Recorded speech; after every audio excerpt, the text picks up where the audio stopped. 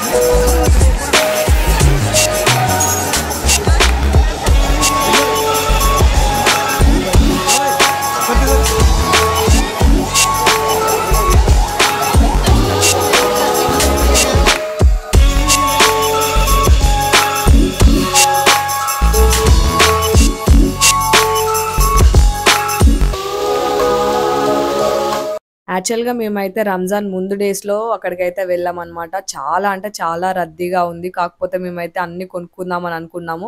But అక్కడి జనాలను చూసి అయితే పిల్లలతో మేము ఎక్కువసేపు అక్కడ టైం స్పెండ్ చేయలేము అనిపించి ఒక ½ అవర్ వరకు ఉండి అయితే రిటర్న్ అయిపోయాము.